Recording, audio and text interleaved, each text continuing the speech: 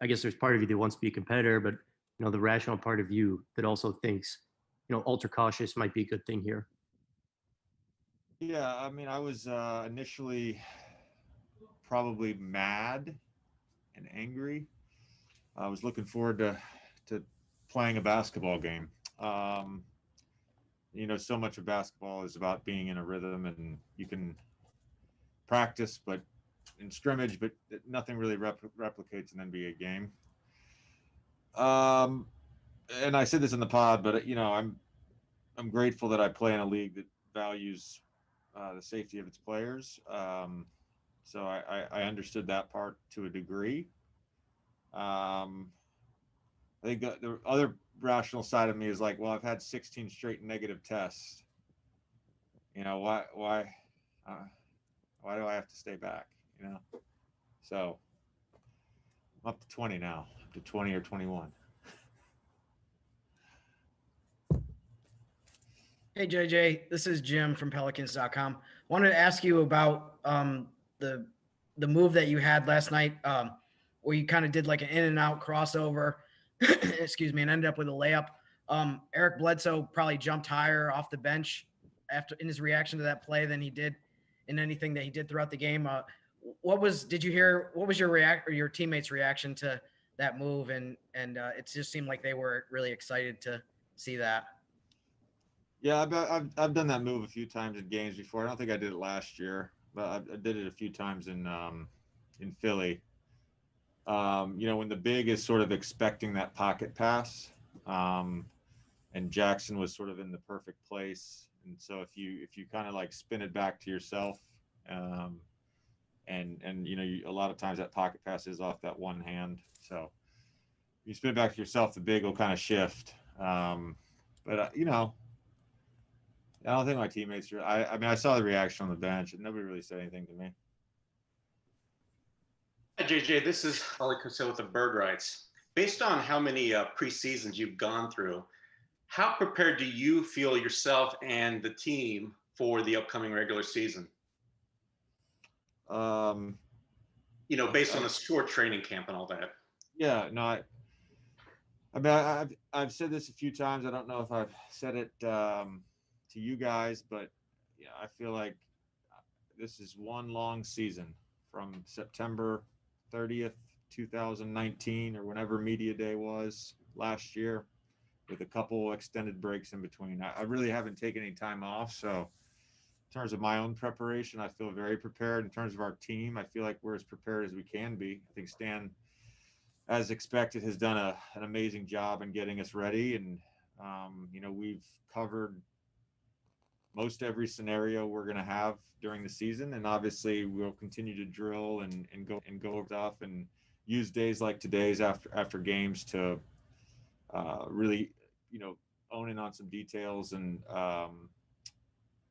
continue sort of the minute X's and O's, end of game situations, what to do if we get pressed when we're up at the end of the game, how are we handling throw blockouts, so there's the big picture stuff, how we want to play our defensive concepts, and then there's all those scenarios that you go through the course of the season that we'll continue to master. Hey, Christian Clark here again. Stan, I think thought there was some improvement on the defensive end that could have been had last night. Just what were the things you guys worked on cleaning up on defense today? We talked about it a little bit. Tomorrow's going to be a film session where we go over yesterday's game. We have to be better with protecting the paint and fouling for sure. Even with like Middleton, he made some tough jumpers, but we can't allow the amount of paint points we did. But most of today was just going over scenarios, working on some situations. All right, thanks guys. Oh, you got one more? Yeah, sorry, just last one. Scott Cushman from NOLA.com. Lonzo basically mentioned his ability to have a full offseason really is kind of showed up for him last night that he's, feels like he's a lot more comfortable than he was in the bubble even. What kind of progression have you seen from him? And do you notice anything concrete about his improvement just because he had like a real offseason this time? Yeah, I know, last off season he was coming off an injury. And then, none of us, really could fully prepare for what the bubble was going to entail. And, for those guys that didn't have necessarily access to a gym and a trainer during quarantine in the spring, it was tough to gear yourself up and get your game right. In terms of what I've seen, I think a continued progression from where he was in January and February and early March of last year, where he's playing downhill and pick and rolls. He's pushing the pace. He's confident with his shot. I mean, I literally tell this guy every fucking day to shoot the ball. I hate when he passes up shots. He's a great shooter. He's turned himself into a great shooter, and we want him to be aggressive. Thanks, JJ. See you guys. Thank you, JJ. Appreciate it.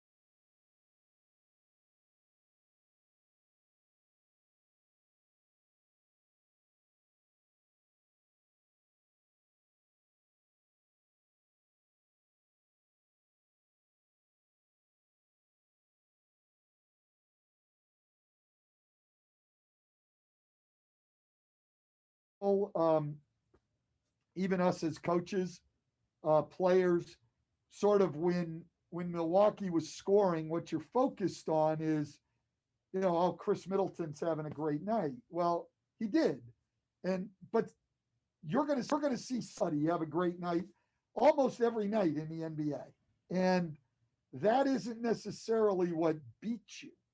What beats you is sending a team to the free throw line 30 times. What beats you is the cuts we gave up for layups, 44 points in the paint.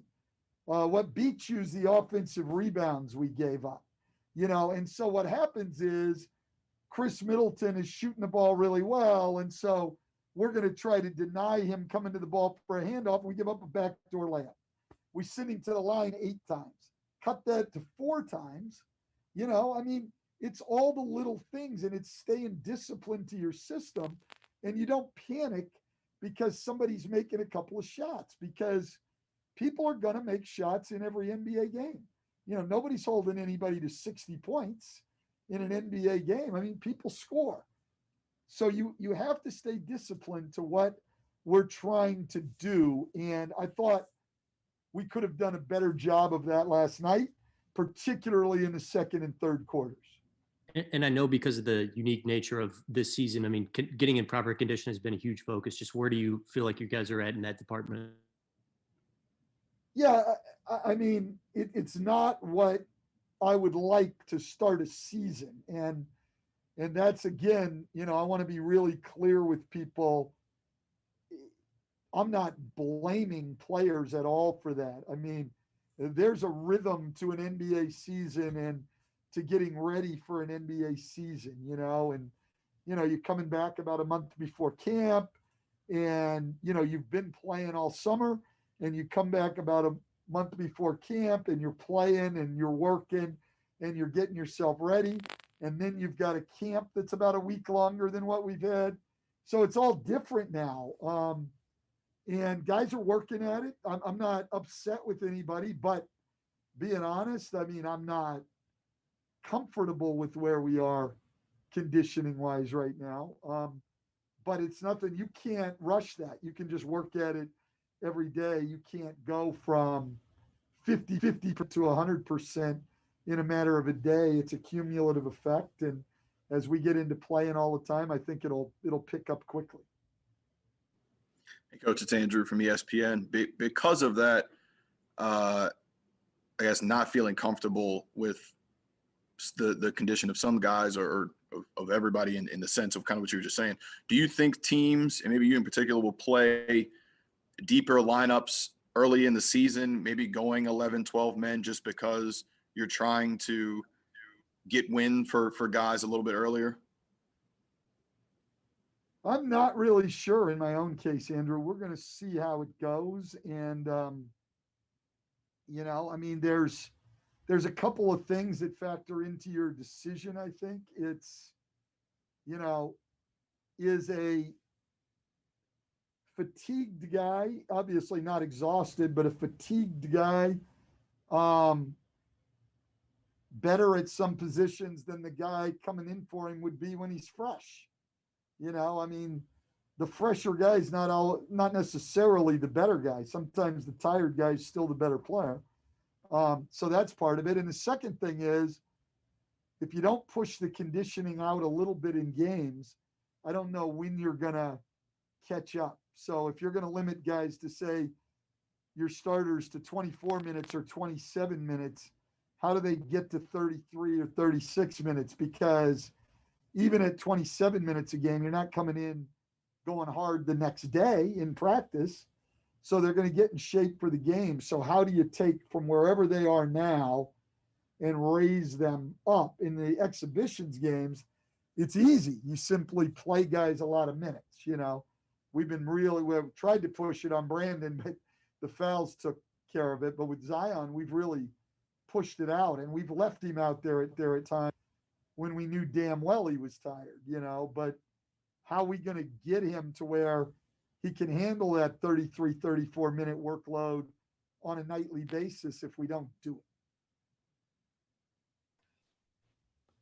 Hey, this is Jim from Pelicans.com. I remember recently during the brief off season, Griff talked a lot about bringing in ferocious competitors.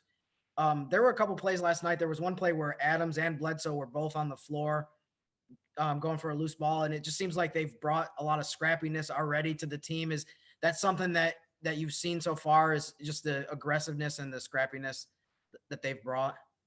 Well, there's no question, Jim, and I don't worry about those two guys. They're going to compete every single night. You know, our veteran guys are really highly competitive guys. I mean, he put JJ in there, tried to take a charge last night. I thought he got it, but the referees didn't, and they never listened to me. So, you know, but those guys will get on the floor. They will do all of those things. Our young guys are hard workers. And I think we'll get them there. They've got to get into the fray with all of that too. And I think we're making good progress in that regard. But we need it out of everybody. But certainly Steven and Bled have brought that to our team. Hey, Stan, Scott Kushner with NOLA.com. JJ just used some colorful language to describe the way that he wants Lonzo to stay aggressive, be aggressive. Are you preaching that same message to Lonzo to shoot when he's got any opening, and that he's kind of got to treat himself more as a shooter than maybe he even sees himself sometimes? Yeah, it's interesting. While JJ was talking to you guys, I was talking to Lonzo, and you know, getting his feedback on a lot of things, because I think he's a really, really smart guy. And I've got great respect for not only his ability, but for his mind. And so getting his feedback on what we've been doing and everything else. But then in me talking to him, yeah, I really pushed the need for him to take every open shot and to continue to work at being more aggressive, attacking the basket and making plays. I no question, we need him to do both of those things in addition to organizing our team and everything else. Did you feel his performance last night was about what you want to see out of him was he in the realm of where you think he can be? Well, I don't want to put a ceiling on him. I'll say that, Scott. I think he's outstanding. I really do. And so I don't want to say at 23 years old that he's anywhere near where he can be, because I think he'll continue to get better, but he's really good. I've been really happy with him since the first day off. So we came in and went, Monday, Tuesday, Wednesday, Thursday, whatever, those first 4 days. And he missed a couple of them. Then we had a day off. And since then, coming back, he's just been consistently good every single day, more solid, not taking chances. As I've told him, I think the difference between good players and great players in this league are 4 or 5 possessions a game.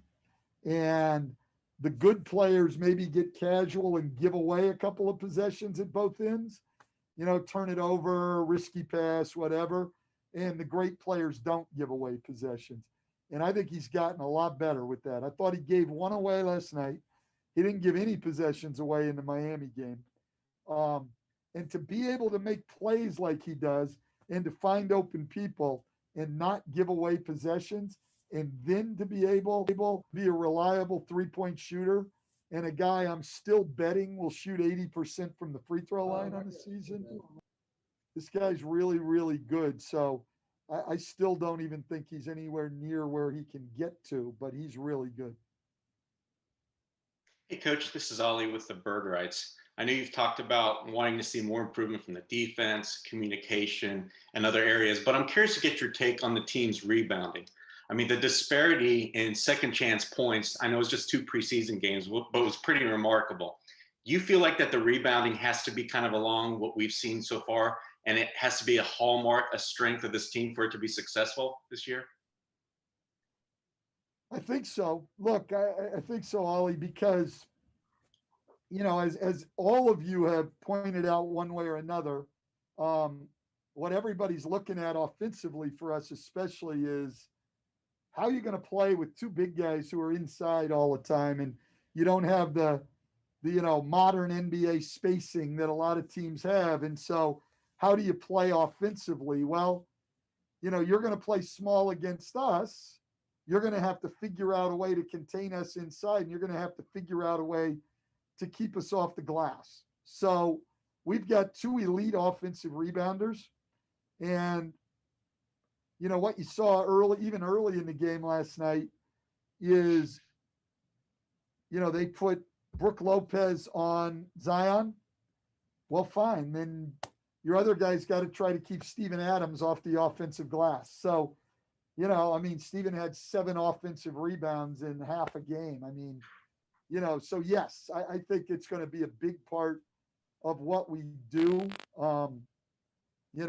Hopefully we don't need as many offensive rebounds every night because the ball's going in on the first shot. But it's going to be a big weapon for us, and certainly something that's going to be important for us.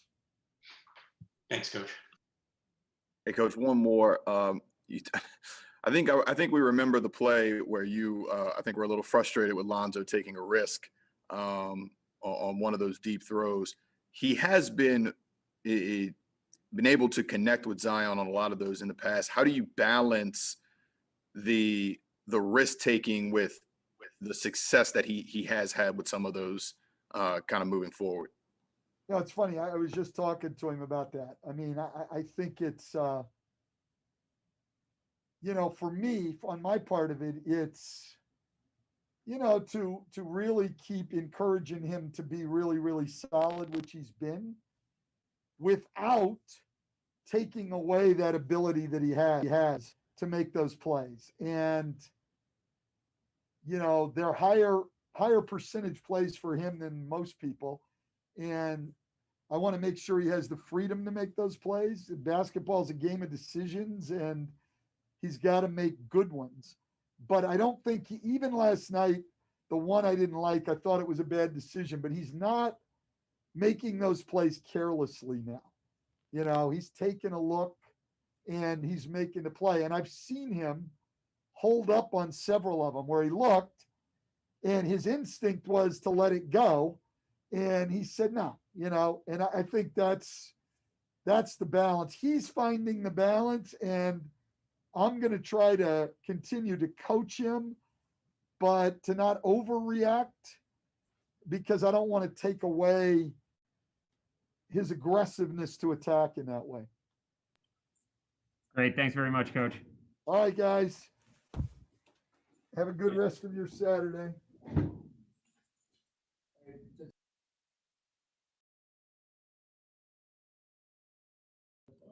All right, everybody. BI is going to be up next. He's going to be up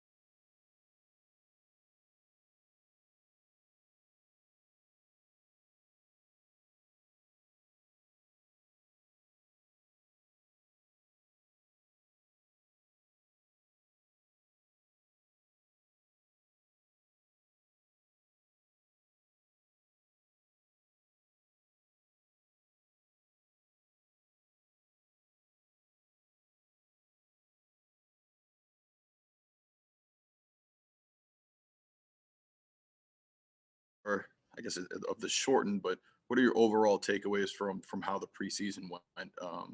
Just with everything being installed and going, things like that. We got a chance to self-assess ourselves against two other teams in the league. Of course, some of their star players weren't playing, but we saw how practice carried over to games and the things we can work on, the things we actually did well in the preseason games, and we can actually watch film and go into practice in these next few days before for the games that count, and see what we can do better before we start. Hey, Brandon, Rod Walker here with the Winola.com. What have you seen as the biggest differences in Zion from this time last year to where he is now? And the second part of that is just kind of going back to your rookie season to your second season. What was like the biggest improvements and strides you tried to make? Well, I think the difference in Zion is maybe his body. I think he's always going to be the same player. He's always going to be dominant, a force around the basket, and always making really, really good plays on the offense and defensive end. I think on the defensive end, he's shown improvement where in practice he's really getting after it, trying to make a transition and playing really good in the pick and roll and being good in the low man spots and being just good defensively all around. I think from my rookie year to now, I've just grown confidence in every aspect of the basketball game on the offense and defensive end. And I'm getting to learn different things that make my life easier on the basketball floor and when I come in every single day. Hey, Brandon, Christian Clark here with Noel.com. When you kind of just look back at some of those fouls last night, did it seem like some of them were preventable? What did you just kind of see there? I actually didn't look at the film from last night. But of course, I think with fouling like that, whenever I'm in foul trouble like that, I think it's all in my positioning.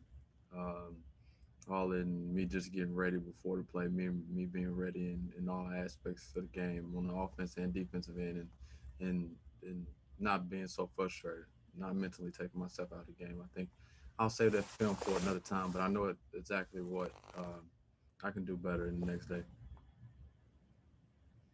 Brendan, I guess kind of along the same lines of asking you about Zion. You've been close with Zoe for a while. He had one of it looked like his better overall games in terms of being aggressive, shooting. JJ mentioned that he likes to tell him to shoot the ball whenever he's open. Stan is talking to him about shooting the ball. What do you tell him? Or do you talk to him in the course of the game, or do you kind of save it for after of making him be aggressive throughout?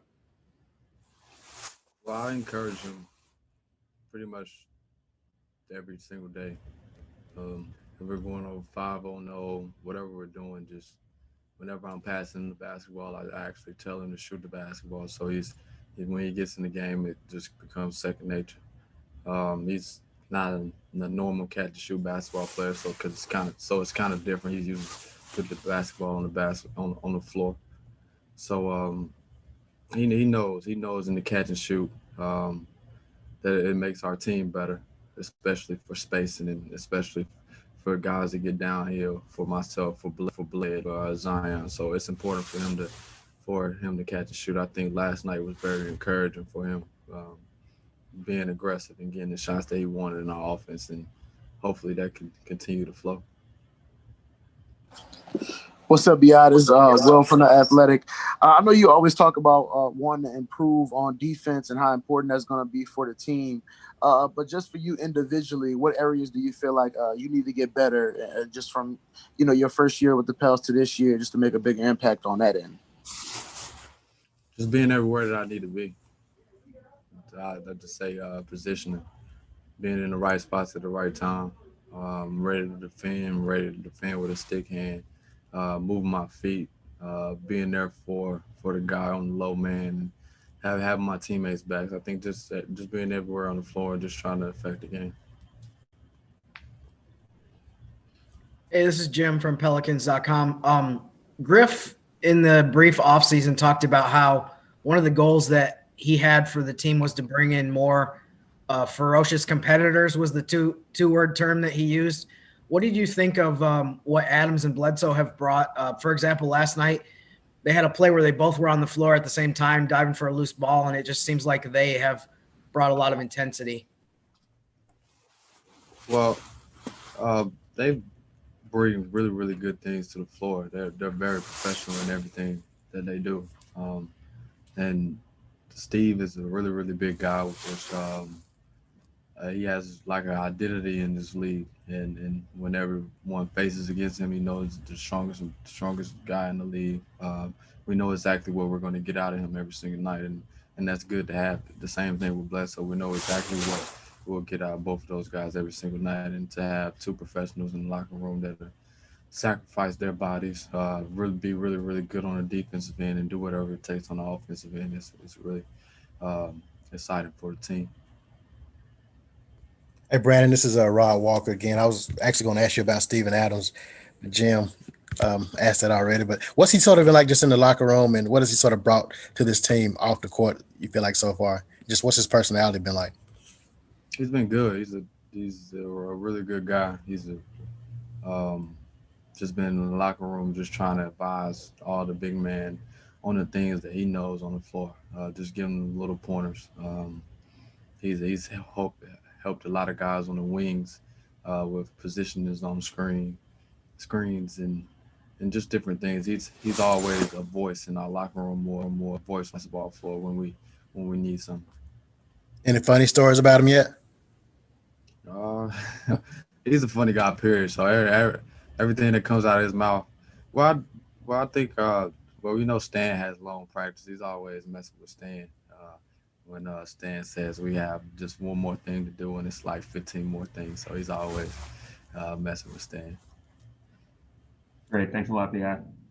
Thanks.